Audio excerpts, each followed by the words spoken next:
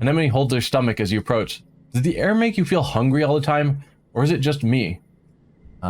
She wonders. I feel like I could eat a whole one of them mushroom trees. Just She mimes shoving the whole giant mushroom tree in her mouth.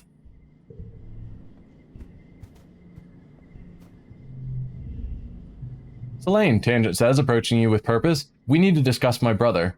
Who dis? Because I have a friendship with less than 20, I can't use... You mean my buddy Dish? But, nope. So we have who dis. Yes, dis, she says impatiently.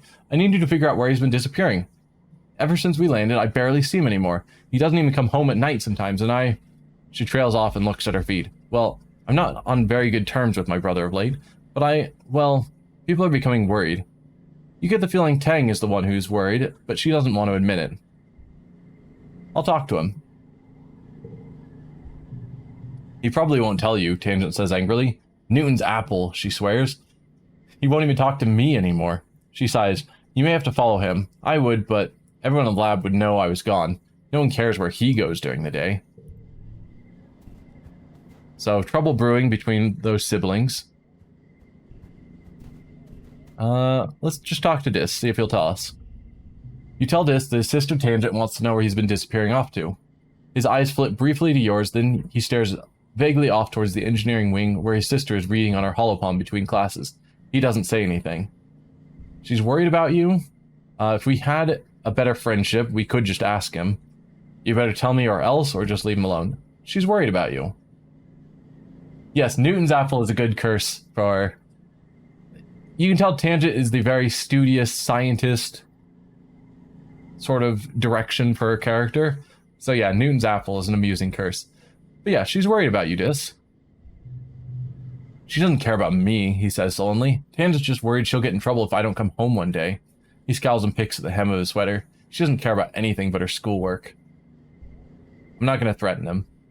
Just leave him alone. His shoulders slump in relief as you go. Anything new from the parents? Nope. Your dad doesn't have time to chat, but he waves hello.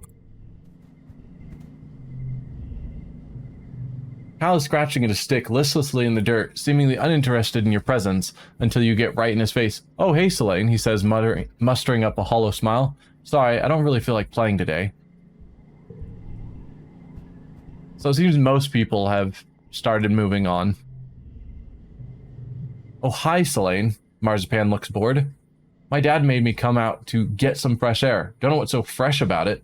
It's always full of acid snow or pollen or water or I don't know what, and I don't know which is worse. Alright. So we still need a lot more toughness. It'd be nice to keep getting our reasoning up and biology.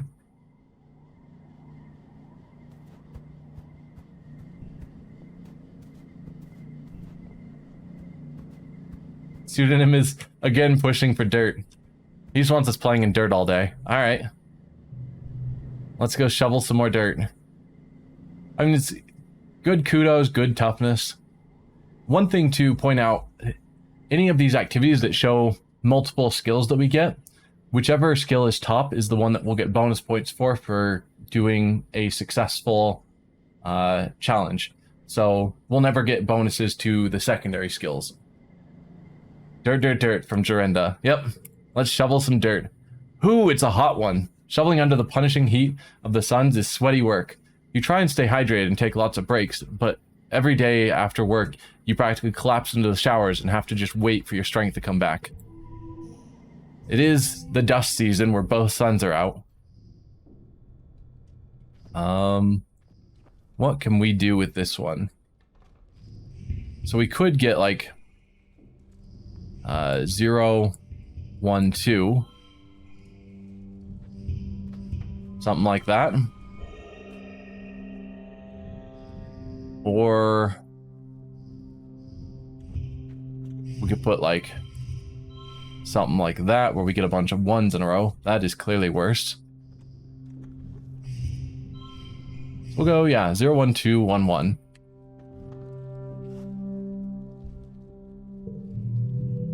No. Could have apparently gotten a 15. I'm not the best at those challenges, but I always try and succeed. Gained a bit more stress, but got quite a lot of toughness and some kudos.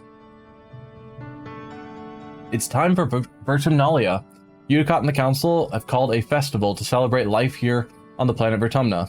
Everyone gathers in the colony square to hear Governor Udicott's speech. In Earth's history, Udicott begins, then clears her throat and waits for everyone to quiet down. Ahem. In Earth's history, Vertumna was known as the god of seasons, change, gardens, and fruit. It's no coincidence that our forebears of the Vertumna project chose to take on such an auspicious name in the hopes of seeding future bountiful seasons of humanity. We will continue this tradition of Vertumnalia, a midsummer festival, to celebrate our Vertumna, this lush planet upon which we find ourselves today. Clap. Gain a bit more loyalty to the colony. Everyone cheers and applauds. The members of the council all get up on stage one at a time to give their own short speeches. Governor Udicott announces each one. Governor Udicott, Command. Chief Administrator Seek, Command. Security Chief Rhett, Garrison. Chief Engineer Instance and Engineering. Chief Cultivator Falulu and Geoponics. Chief Steward Antecedent in Quarters. And Chief Surveyor Melatonin Expeditions. When it's your mother's, Flulu's turn, she announces that tonight you'll be eating some of the very first crops grown from Vertumnan soil. Your eyes go to the feast table. Aboard the Stratosphere, it would have been mostly soy-based foods from the nanoprinters, spiced up with what precious fruits and vegetables could be grown in the small growing bays. This year, the Earth plants look even less robust than usual, and they're supplemented by some Vertumnan plants you've come to appreciate, juicy potato pods and slabs of edible fungi. Udicott takes the stage after everyone on the council has said their piece. What is a festival without festivities? She asked. Professor Hal and Security Chief Rhett have organized a 3-part competition for the kids. Good luck, children. So we can do bot wrestling because we have toughness 5 or greater. There's a science fair because of reasoning 5 or greater. We can't do the talent show because our creativity is not high enough. We could just watch, or competitions are dumb. We will take part. I'll go with toughness because that's the direction we've been going lately. I think we have slightly more toughness than reasoning. 12 versus 11. Yeah. So we'll do a bit of bot wrestling. Gain more loyalty because we're taking part. A bot wrestling contest. This has been a classic competition for years on the ship. Someone's rigged up a hydraulic lifting bot to slowly stretch out, increasing its strength over time. The aim is to see how long you can hold it closed using any part of your body before it pops open. Anemone and Cal are competing with you. Cal doesn't like that it's a competition, but he does love bot wrestling. Let's wrestle that bot. Alright, well, see you, Jernda.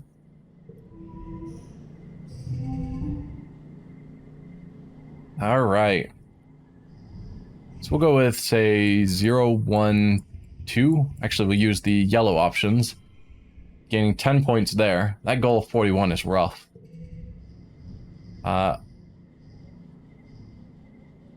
Let's see.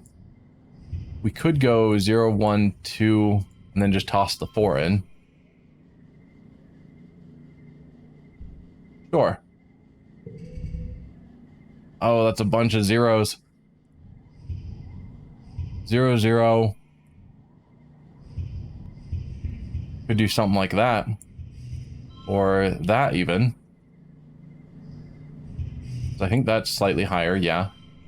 And then we can take the 30 stress. Or I could use this egg. Give +1 to something. We'll just take the stress. I'd rather use that as a gift. Yeah. So I think we still would have had to take stress anyway to meet the goal. Anemone's brother Com is the judge and awards bonus points for technique as well as for brute strength.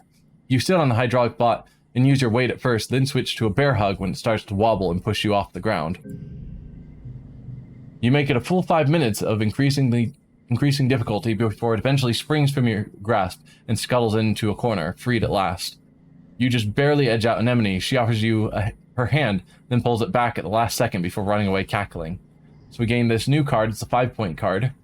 gain friendship with Anemone and Cal, and gain the status popular. After the festivities are over, everyone takes time off for a much-needed break. During the fierce heat of dust, a few days rest is exactly what you need. You feel refreshed. Gain back 50 of our stress. We're now into mid-dust, and we have the popular trait, which says kudos are doubled for 3 months. So we'll probably want to be doing jobs that pay us. You're looking for Cal in the garden when you nearly trip over someone else, one of the younger kids, and they're blindfolded. Hey, they exclaim, ripping the blindfold off their face and throwing it to the ground. It's Cirrus, one of Anemone's brothers. He glares at you. I was almost done. Cal jogs over and grabs Cirrus in a friendly headlock, ruffling his messy red hair. Dude, you were so close.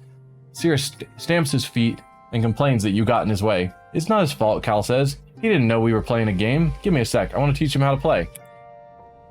Cal turns to you as Cirrus leaves. Sorry, Selene, he says sheepishly. I was teaching Cirrus a new game, but he's more like Anemone than I thought. Real competitive, you know? He stoops to pick up the blindfold, brushing off the dirt. I've been trying to come up with different kinds of games other than sports ball. He says, no winners or losers. I just want to have fun with my friends. Cal looks at you hopefully. Do you want to learn how to play? Let me check my schedule. Yes. Cal smiles like... A smile looks like it's going to stretch right off his face. Radical, he shouts, jumping up and down with excitement. Okay, so first you got to put on this blindfold. The blindfold is a little scratchy and smells like dirt. You can feel Cal's big hands on your shoulders. I'm going to spin you around, and when I let go, you got to listen to my instructions. We're going to walk all the way to the cafeteria, okay? You nod. You can't see Cal's grin, but you can hear it in his voice as he spins you around and counts to 10. 1, 2, 3. First, Cal says, you got to walk 10 steps forward. Do you follow Cal's instructions as best you can, or make things difficult for him? I'm going to do my best. You take 10 steps straight forward, holding your hands out for balance. The rocky dirt between the garden beds crunches under your feet. Yeah, Cal says. Now turn to your right and take 15 steps until you get to the door. Get it right. We have the empathy, so we can keep moving forward. You turn to the right and walk forward, counting out 15 steps. When you stop, Cal laughs. You can hear his footsteps crunching behind you. I forgot how much bigger I am than you. You're like 2 more steps away. You take 2 more steps until your outstretched hands land on the warm metal of the door. Success. Awesome, Cal says. You can't help but smile. This is fun. Now hit the door button on the right, and then keep walking forward until I say stop. Go real slowly, okay? You open the door and start to walk forward. The path slopes downwards and your feet slip a little, even though you're moving as slow as you can. Real dirt is nothing like the metal floors of stratospheric. It's turbo rocky here, Cal says, and you can feel uneasiness prickle in the back of your arms. Just keep going forward slowly. Can you trust him? We don't have the empathy 20, so we can't just trust him. So we gotta choose this option. You try to do as you're told, but after a few steps, your foot knocks against a sprawling root and you fall forward, catching yourself on your hands and knees. Ouch. You tear off the blindfold, a sudden rush of tears flooding your eyes. Cal's beside you in an instant, kneeling on the rocks. Are you okay? He asks. You look down at yourselves. Your knees and hands are pretty scraped up, but your pride is bruised. But other than that, you're okay. Cal helps you to stand. I'm sorry, Selene. I'll be a better helper next time. He asks if you want to get some potato juice at the cafeteria instead. You spend the rest of the afternoon brainstorming more games where there are no winners or losers. And it looks like our mom finally wants to talk to us. Your mom looks annoyed. Selene, she says with a sigh. I know we said you're mature enough to decide your own schedule now, but don't prove us wrong. If I find out you've just been playing hollow games in your quarters all day, I swear... But Mom, I wasn't, but I am, or stay silent. Seems like she's the sort that will prefer silence to me trying to justify myself. I spoke with your teacher, she continues. Hal wants to see you in class more often, Selene. You can pick any subject, but I want you to study hard and try your best to excel at whatever you decide to do. This colony is too small to support layabouts and freeloaders. You try to swallow your frustration. Nothing good ever comes from arguing with your mom. Anything from our dad? Your dad is watching your mom work. You can practically see the hearts in his eyes. Your mom is an incredible lady, he says dreamily. True love is hurtling yourself into space with someone and hoping for the best for your children. You, Dad, gross. Dis is sitting on the ground just outside the gate, under the watchful eye of someone working in expeditions. We're just as stuck here as we were on the ship, he mumbles. but it doesn't say anything else after that. I assume nothing new here from expeditions? Nope. Anything new with Anemone? Yep, she's already said that. Tangent. Have you gone outside the colony yet? Tang asks you. I hear all sorts of terrible things. Regardless, we're not allowed to stray from the gates unless we're on expeditions. Tang rolls her eyes. Not that it stops my brother. Who do we need more relationship with? Pretty much everyone besides Cal. I know from previous playthroughs that Anemone likes the eggs, so I'm going to give her the egg. Whoa, this egg looks tasty, Anemone exclaims. Wait, I can eat this, right? So we gain some extra relationship with Anemone because she likes the red Xeno eggs. So then I trapped it in my room, Anemone says, telling you all about the bug she saw in her quarters. Its wings were as big as my head, and its feelers were like, whoa! It was bouncing all over the place like boing, boing, boing. She gestures excitedly, swinging her arms over her head. The bugs here are so big, and they're everywhere. I was going to give it to Tang, she says. She loves gross bug stuff, but she said I should just let it go because if it stung me, I might get weird mutant powers. I mean, other than the one I already have. And I wanted to see if I got more weird mutant powers, so I started jumping around off higher and higher things until I was jumping off the back of the ship, and I got in so much trouble, but it wasn't even that high. She stops and tracks. Hold on, she says, stooping to rub irritably at her knees for probably the 100th time in the past 5 minutes. Oh, I'm gonna die. I bust up my knees, and it's so itchy when my scales grow in. Annie, don't pick at it. Chief Steward Antecedent's voice rings out across the garrison yard, pleasant but firm. It instantly transports you back to being in the ship creche, tugging at her skirts and calling her Auntie. Anemone jumps and stands up straight, her hands flying to her sides. But Mom, Anemone whines, digging her fingers into her knees as Antecedent approaches you both. It's so scratch-tastically itchy. I know, lovely. Antecedent soothes her, patting down her riotous red hair, but the more you pick at it, the thicker your scales are going to grow in. Anemone tucks her hands under her armpits to keep from scratching. What if I want to have cool scales, she pouts. Antecedent smiles indulgently. At the rate you're going, I'm sure you'll be covered in them before you know it. No need to rush. Anemone's skin is dotted with patches of protective blue-green scales that grow in wherever she gets a cut or scrape. She rubs the patches on her jaw indignantly, the one she got when she ran headfirst into the food synthesizer back on the ship. So we've learned what Anemone's augment was that she got when she was born, is that she grows scales whenever she gets cut, toughening her skin. Antecedent opens a satchel and pulls out a bundle of clothes. The queue for the nanoprinter is over a week long, so I patched your pants with scraps from your brother's clothing. Please, try not to put any more holes in them, or yourself, okay? She hands the clothes to Anemone and kisses her on her forehead. Anemone sticks out her tongue and gags. Yuck. Anemone evaluates the clothing as her mom walks away. Galactic, she breathes as she runs her fingers over the odd-colored patches. Then right there in the middle of the yard, she unashamedly squirms out of her pants and pulls on the new ones. Wow, I look like a fighter jet from the Hollows, she exclaims, showing off her new pants. Like when they'd stencil your kill count on your plane. Or like a really cool scar. Anemone grins. Yeah, you get it. My pants are scarred, just like me. So over time, we're going to slowly figure out what everyone's augments are. Let's see. Tangent. Nope, we've already read that as well. So since we've got popular, it's going to give us extra kudos. We should probably do jobs that pay. Which I think right now is just working in the greenhouse. So we can give that a shot a couple more times. Actually, let's see if we can yet do organizing, because our toughness is getting up there. Just to mix things up. And we can apply to deliver supplies. Pseudonym, I'm not going to do dirt all the time. Come on, man. Chief Administrator Seek greets you at the depot. They look you up and down. Selene. You've never struck me as particularly responsible or organized, but children never are. What makes you think you'd be a good fit for the position of a courier? You didn't realize there was going to be a job interview. I can carry a lot? Strong for your age, maybe. But lucky for you, you're the only applicant this week. You've got the job. For now, anyway. They use their elegant stylus to note this on their holopalm.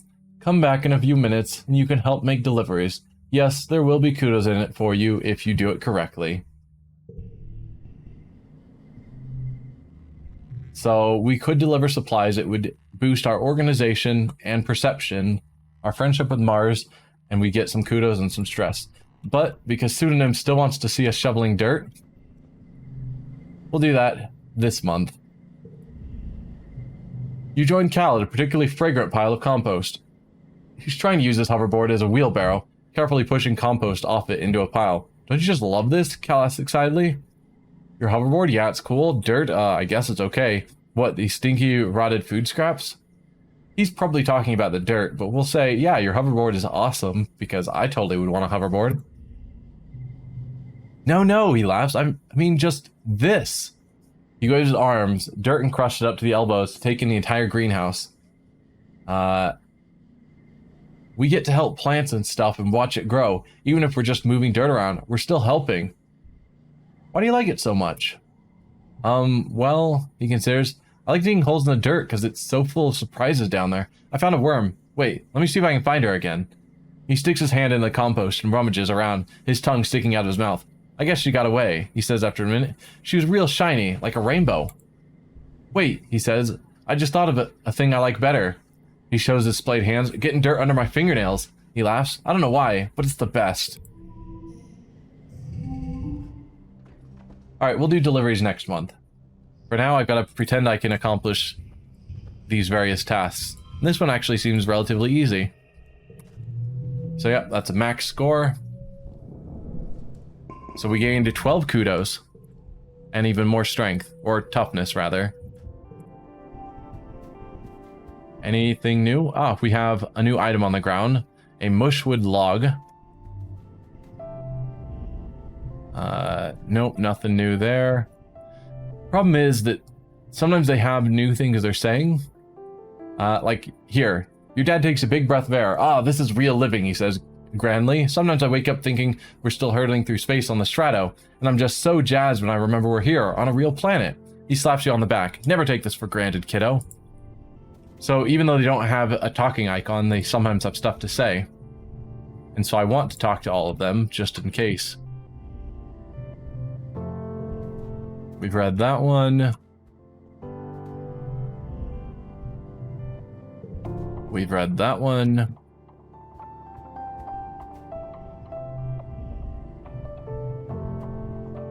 Yeah, most of the time it's going to be repeats, but I do want to see everything.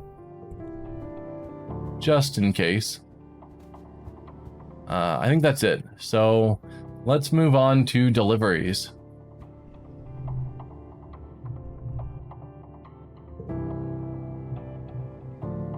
Zeke sends you all around the colony delivering supplies. During your first week, it's mostly small things you can carry by hand or push on a little cart. Stuff like tools and electronics. Some are high priority, which means you have to move fast. It's fun getting to yell, important delivery coming through, and people actually get out of the way. Lost a bit of stress. And we will deliver some supplies. We'll do that. Yeah. Cool. Again, lots of kudos. Always good. We're getting our organization and perception up. We have one more month of popular for early wed.